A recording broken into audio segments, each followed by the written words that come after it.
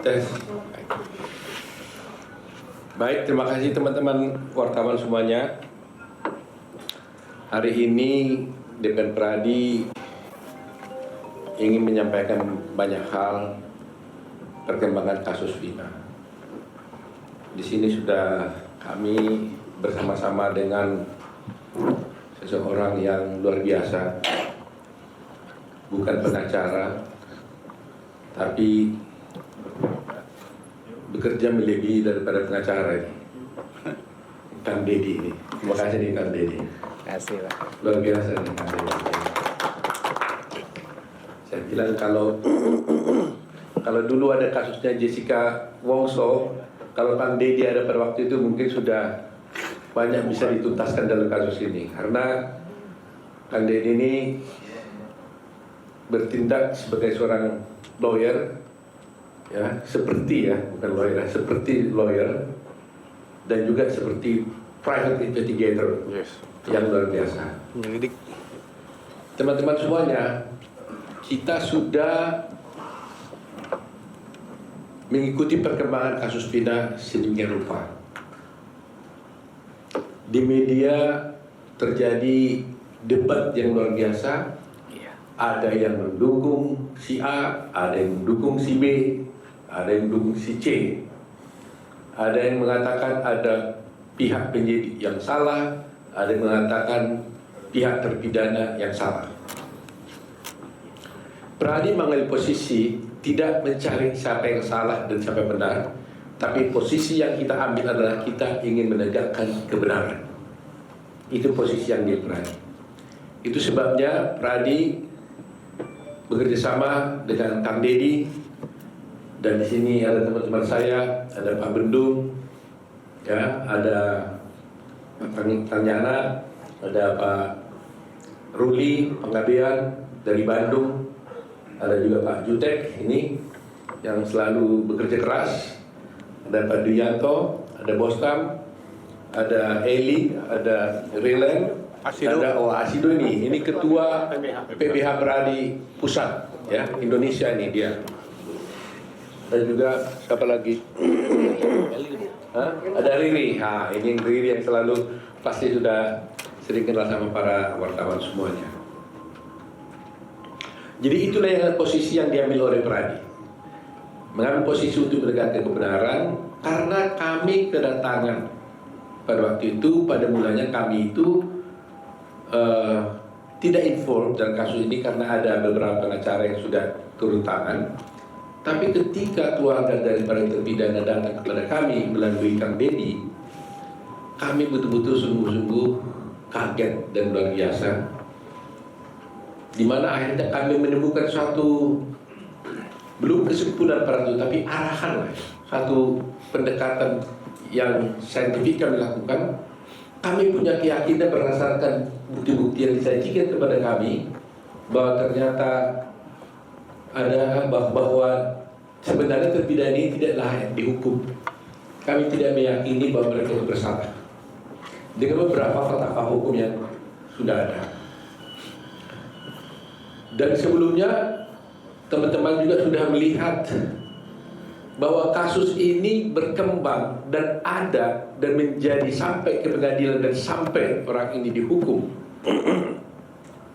Itu bermula dari kesaksian dari 3 orang, yaitu namanya satu Aib, kedua adalah Liga Akbar, ketiga adalah Dede. 3 orang inilah yang memulai cerita ini. Kalau 3 orang ini tidak bercerita dan membuat kesaksian, nggak ada kasus ini. Kasus pembunuhan itu tidak akan ada. Ini dulu.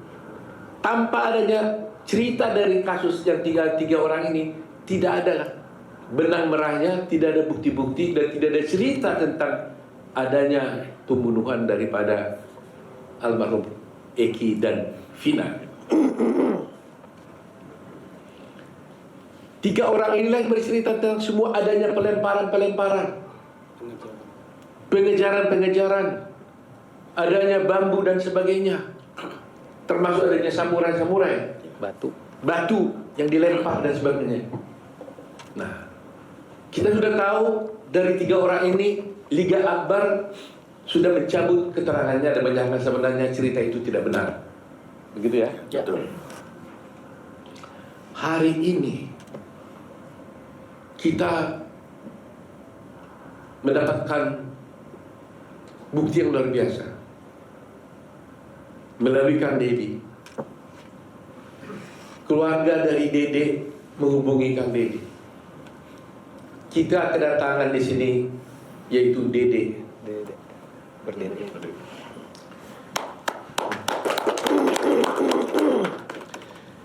Kalau tidak ada Dede ini, tidak akan ada cerita pembunuhan Vina, almarhum Vina dan Eki. Tapi karena mereka inilah dulunya yang memberikan keterangan palsu, bersaksi palsu,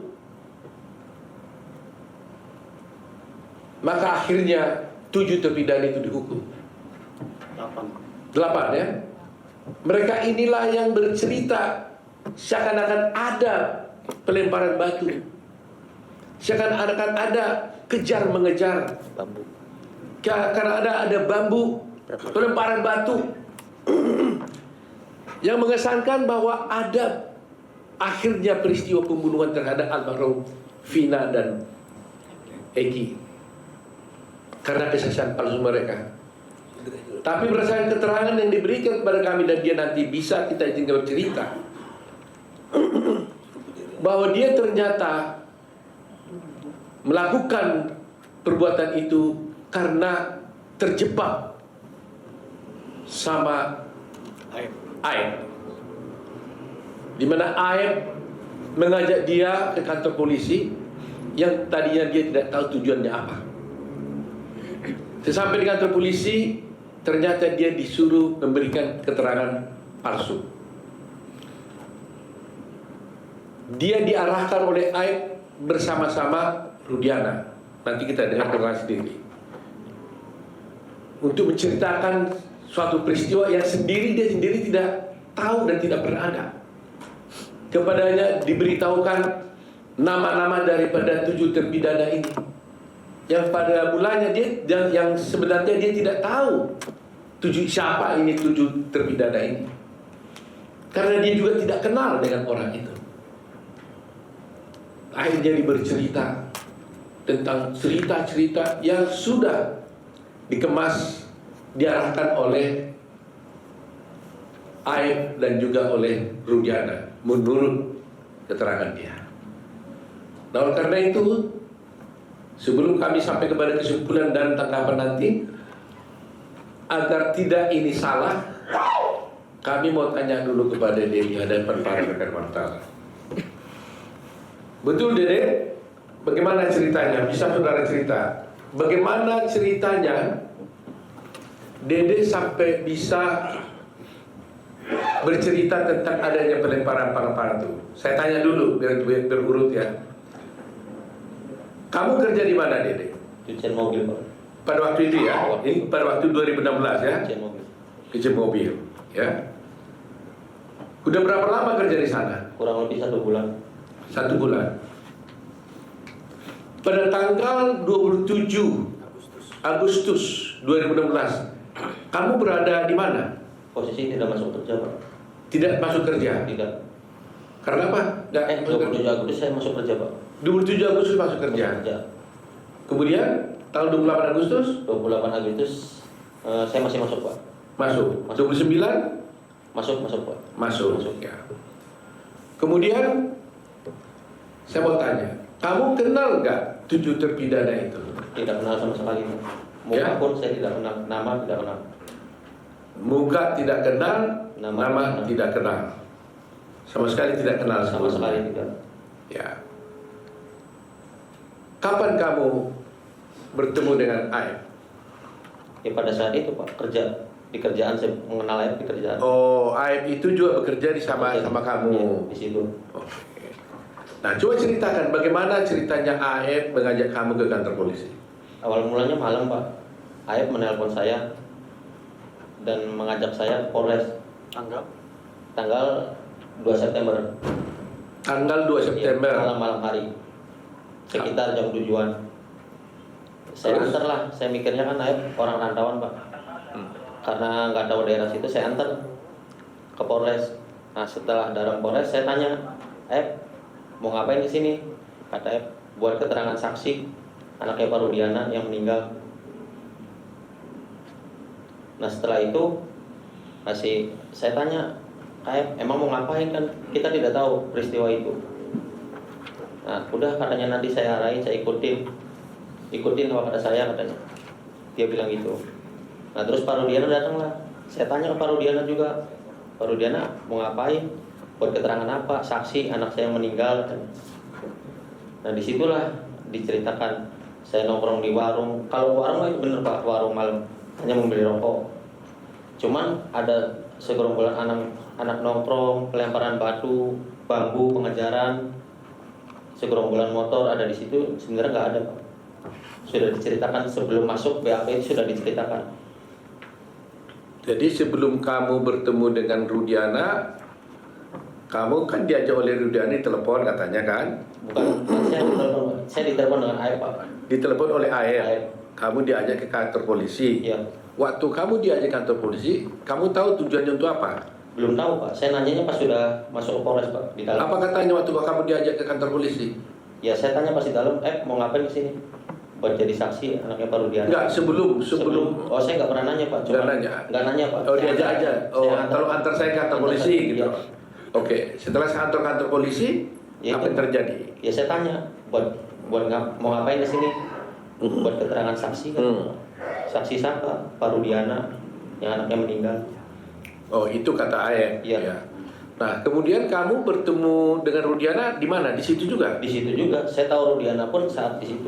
Oh kamu kenal Rudiana saat di situ? Saat di situ. Waktu dia pakai baju apa dia? Baju preman atau baju?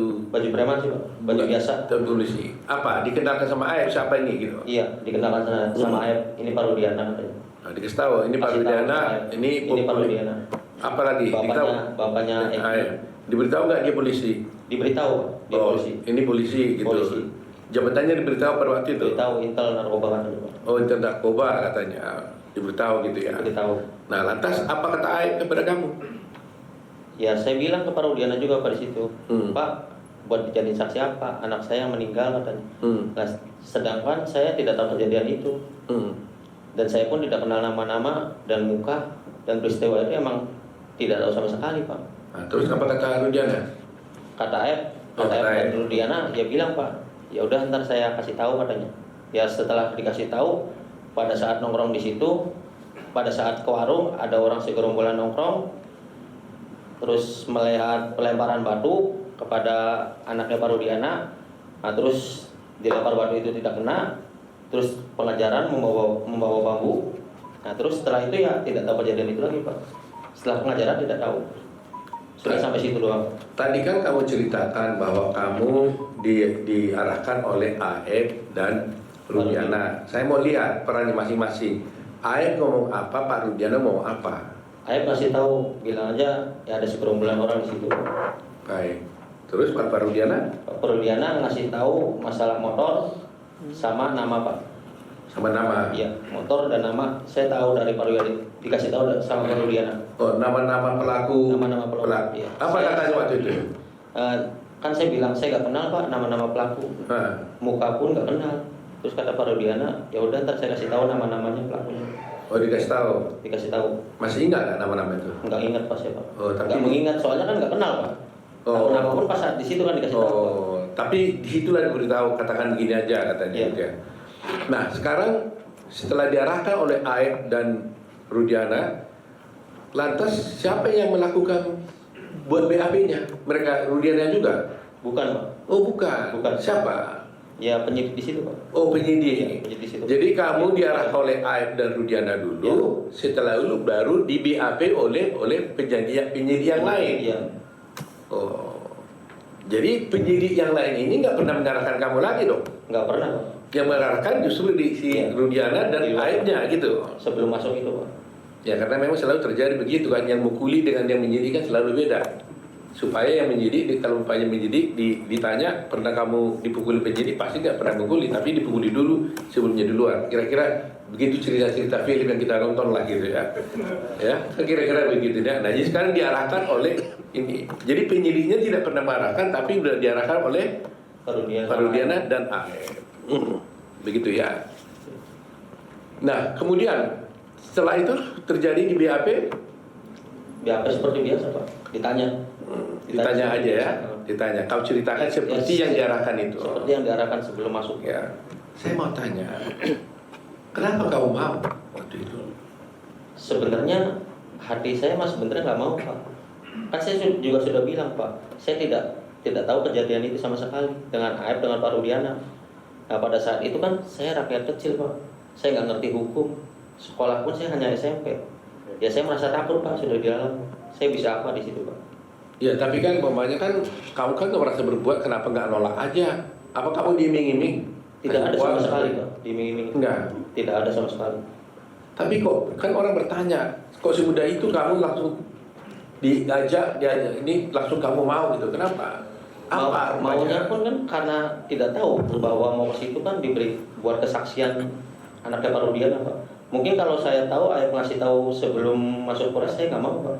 Ya, tapi setelah di dalam Polres, terus kenapa jadi kamu mau? Karena takut Pak. Takut sama siapa? Ya takut karena sudah di dalam Polres itu Pak. Loh kenapa? Kalau di dalam Polres kenapa banyak?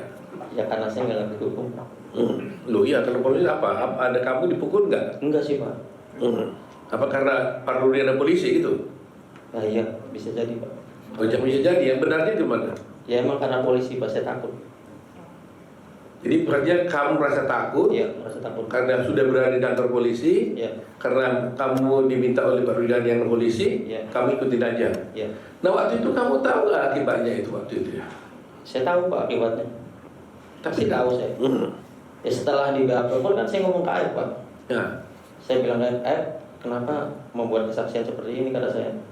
Kan bakal berat ke depannya. Udah katanya, saya kesal sama terpidana itu Pak. Kata AF? Iya. Kenapa? Karena pernah dipukuli Pak. Oh, si AF cerita bahwa dia pernah dipukuli oleh Warga sekitar di situ Pak. Oh, AF merasa apa? Dipukuli oleh warga situ, bukan oleh terpidana. Iya, ada terpidananya Pak. Ada terpidananya. Ada. Jadi merasa kesal ya, Merasa kesal, sehingga dendam. diarahkan gitu. Iya, dendam. Nah, kamu diperiksa itu di mana? Di Polres mana itu? Polres Cirebon. Polres Cirebon. Nah, setelah di Polres Cirebon, apakah kamu pernah juga diperiksa di Polda? Tidak pernah sama sekali 2016 Pak. Hah? Tidak pernah. Tidak pernah Pak. Tetapi di sini kita lihat ada berita acara kamu sudah ada di Polda. Jadi di sini ada wartawan, kita lihat ya. Ini ada berita acara di Polres dan juga ada acara berita acara di Polda.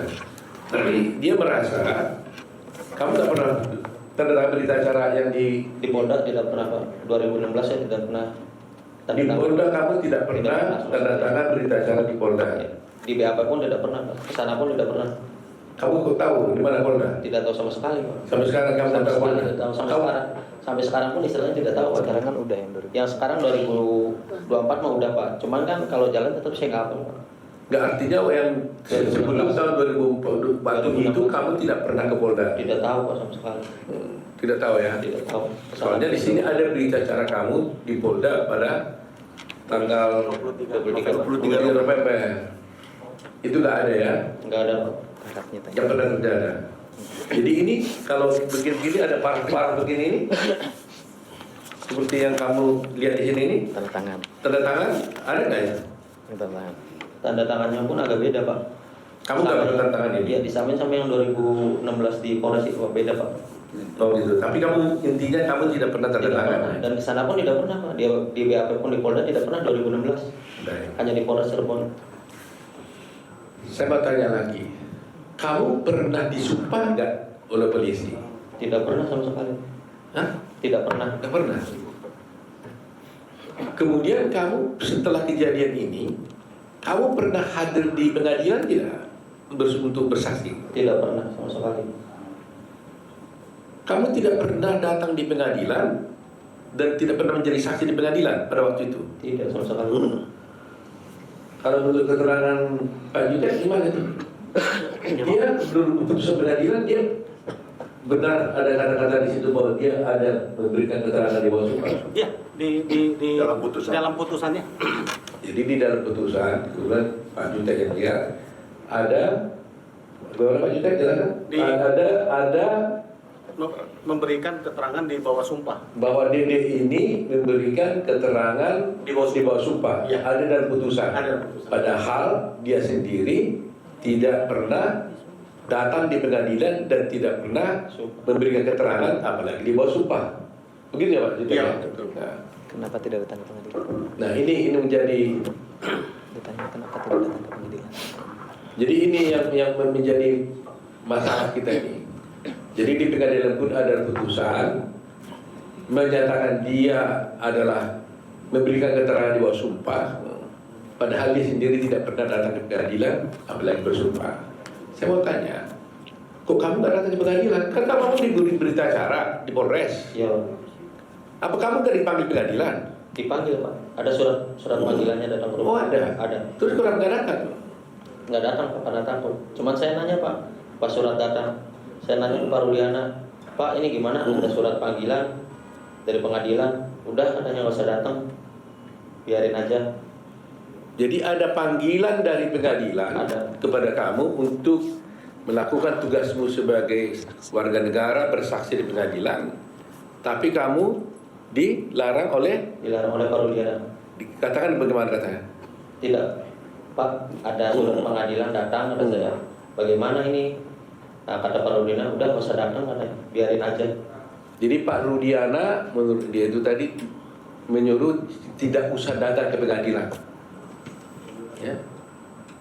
Jadi sekali sudah tahu tuh pasal apa yang dilanggar di situ kalau seperti itu kan, melarang orang tidak datang ke pengadilan, padahal itu adalah kewajiban hukum dia. Tapi Rudiana mendatang ke pengadilan. Saudara tahu kenapa kamu dilarang datang ke pengadilan? Tidak tahu Pak, hanya bilang gitu saja. Oh hanya bilang gitu saja. Jangan datang, tidak perlu datang ke Tidak pengadilan. pernah datang, Ya. nggak ada. Pertanyaan saya terakhir ini, Dede. Kenapa kamu tiba-tiba sekarang mau datang ke sini? Karena saya mikir merasa bersalah Pak. Ya selama 8 tahun pun sebenarnya saya mau jujur Pak, mau mengungkap ini sebenar-benarnya Pak. Cuman saya bingung Pak, mau mengungkap ke siapa Pak? Pendamping pun saya nggak punya. Sebenarnya selama 8 tahun saya merasa bersalah Pak. Bayangin Pak, saya hidup enak di sini Pak, bisa kerja, bisa nikah istilahnya Pak, sama anak istri bisa bahagia. Sedangkan dia di penjara seumur hidup Pak. Saya merasa berdosa Pak, selama 8 tahun, merasa Pak. Nah, saya putuskan kemarin Pak, seminggu sebelum saya bertemu Kang Deddy, saya putuskan benar-benar Pak. Tekad saya harus bulat, saya harus nerima resikonya, apapun resikonya, entah ada hukuman buat saya terima Pak. Siapa yang menghubungi kamu datang ke Pak Deddy? Inisiatif kamu sendiri atau gimana? Inisiatif saya sendiri Pak, tapi rundingan sama keluarga Pak. Teteh dulu. Oh jadi setelah lihat viral-viral begini, kamu rundingan sama keluarga? Rundingan sama keluarga. Apa? Gimana rundingannya? Ya, Coba cerita. Teteh Pak, sebelum 3 bulan viral itu Pak, Teteh pernah bilang Pak, Dek, apa datang aja ke Pak Deddy tak? Kata saya bilang, nanti aja lah, karena saya belum siap Pak, masih takut dan bingung kehilangan pekerjaan Pak. Nah terus setelah dorong keluarga dorong terus, nah seminggu sebelum ke Pak Deddy, nah tekad saya bulatin, fisik saya kuatin, saya bilang malam itu juga jam 11, saya bilang udah kontak Pak Deddy ke Instagram. Cuman tidak direspon Pak. Terus? Baru saya ke TikTok Ferry. Terus? Ke TikTok Ferry, Teteh tuh suruh ke TikTok Ferry, terus direspon alhamdulillah Pak. Oh. Jadi teman-teman wartawan sudah lihat di sini, yang menghubungi Kang Deddy ini adalah dia. Kita tidak mencari-cari, tidak menemukan Deddy. Deddy sendiri yang berunding dengan keluarganya merasa bersalah dan akhirnya datang menemui Kang Deddy dan Deddy membawa ke sini. Pokoknya saya tegaskan, intinya saya keluar itu bukan dicari dengan Pak Dedi, bukan ada yang dari luar menyuruh saya, karena ini inisiatif saya sendiri merasa bersalah. Dan keluarga, ada dorongan dari keluarga, udah selebihnya nggak ada lagi. Dede, Ya Pak. kamu kan tadi mengaku sudah bersalah melakukan memberikan keterangan palsu dulu atas arahan daripada Aep dan juga Rudiana. Ya, kita juga pernah melaporkan kamu juga, Ya Pak. iya kan? Tapi sekarang kamu datang mengaku bersalah. Kamu tahu risikonya ini buat kamu. Tahu Pak, sangat tahu resikonya. Kamu tahu bahwa kamu bisa dipenjara gara-gara pengakuanmu sekarang ini. Tahu Pak, saya siap resikonya bukan.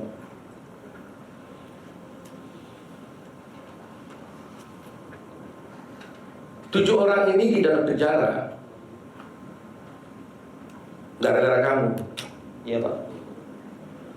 Kamu bersedia nggak masuk penjara supaya 7 orang ini keluar? Sangat bersedia Pak. Yang penting intinya 7 terpidana itu saya mau keluar Pak, bebas. Seperti kehidupan saya kemarin Pak. Karena saya merasa bersalah. Meskipun kamu masuk penjara, Siap Pak. Meskipun saya masuk penjara menggantikan 7 terpidana itu, saya siap Pak. jadi kamu siap 7 orang keluar, kamu masuk penjara Siap, sangat siap Pak. karena kamu merasa bahwa mereka masuk penjara gara-gara kamu. Bukan saya Pak.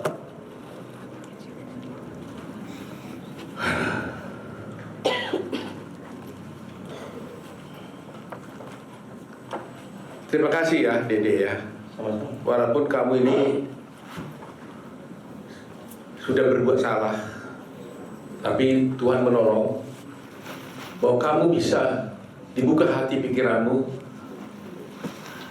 untuk menegakkan kebenaran. Kalau kamu tidak bisa datang di sini, bayangkan mereka itu akan ada di sana seumur hidup. Seumur hidup. Semula keluarganya kan teraniaya semua. Dan keadilan menjadi tidak tercapai. Republik menjadi hancur. Tapi dengan keberanianmu ini, meskipun kau bersalah, ya saya harap di dalam hukum sebenarnya Dede, saya bisa jelaskan sedikit. Belum tentu juga kau bisa harus dihukum, walaupun kau bersalah.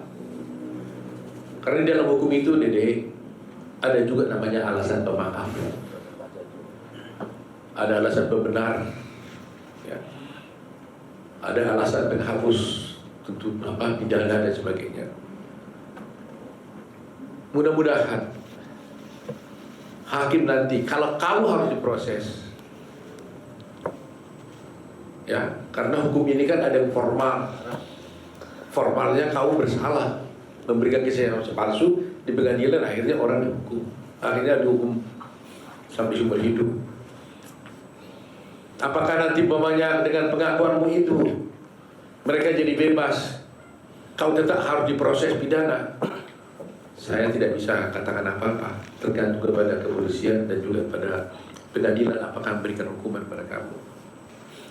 Tetapi karena keberanianmu untuk berbuat baik, untuk bertobat, menyatakan kebenaran, kami tetap dari berani akan bela kamu. Supaya jangan ada yang takut untuk bertindak menyatakan yang benar. Jangan ada yang takut. Seperti Dede, berbuat salah tapi bertobat, mengaku bersalah. Mudah-mudahan ada alasan pemaaf buat kamu, ya, yang diberikan oleh hakimnya. Jadi sekali lagi ya, berani kamu ya. Berani Pak. 7 orang keluar, kamu masuk penjara menggantikan mereka. Iya Pak. Intinya saya keluar, pengen 7 terpidana itu saya keluar. Ya mudah-mudahan mereka keluar. Hati saya lebih senang Pak. Mudah-mudahan mereka keluar, kamu juga nggak perlu masuk penjara ya. Amin. Tapi saya serahkan kepada hukum dan keadilan. Kita Dede, terima kasih Dede ya. Dede ini hatinya apa ya, sampai tak tahan sih Bang Dede. Dengan mata begini, kita para lawyer, hati kita juga berkali-kali sering diikini. Jadi sampai air mata kita udah habis. Karena kita sudah sering melihat kejadian-kejadian seperti ini. Belum kita sudah lihat tragedi bagaimana Jessica Wongso, sekarang Dede. Saya tidak tahu masih akan ada lagi nggak kasus lain yang bisa terbuka seperti ini. Tapi terus terang aja terima kasih ya kepada para wartawan semuanya. Terus terang aja kalau ada wartawan, media massa, televisi yang mau dengan sepenuh hati mengikuti dan membuka kasus ini, enggak terbongkar. Jasamu luar biasa. Jasa para media televisi, baik Instagram, siapapun lah, medsos, netizen di Indonesia ini. Saya atas nama Pradi, atas nama Advokat Indonesia, atas nama Keadilan, berterima kasih sebesar-besarnya. Ini belum tuntas memang, tapi dengan adanya gerakan Dede ini, ada Liga Akbar juga, mudah-mudahan menjadi keberanian mereka. Dan sebagai bukti, Dede ini juga sudah datang memberikan keterangannya itu di hadapan notaris. Dia tertangani di hadapan notaris. Semua keterangan dia itu tadi itu. Jadi kita lihat Dede datang bertemu dengan Kang Dedi bukan karena disari oleh Kang Dedi, tapi dia sendiri yang berunding dengan keluarganya, merasa bahwa dia bersalah menghubungi Kang Dedi. Ya, dan ini kita ajak ke notaris juga itu atas sukarela dia membuat keterangan ini. Benar ya, Dede ya? Artinya dia firm, yakin betul. Nah, mari kita rakyat Indonesia menilai apakah keberanian Dede ini tetap harus kita hormati. Di satu pihak nanti akan ada polemik. Di satu pihak dia sudah bersalah, tapi dia di satu pihak dia sudah menjadi pahlawan untuk bisa membongkar kasus ini. Mari kita dukung Dede. Mari kita doakan Dede. Kita kuatkan hatinya supaya kasus ini bisa terbuka.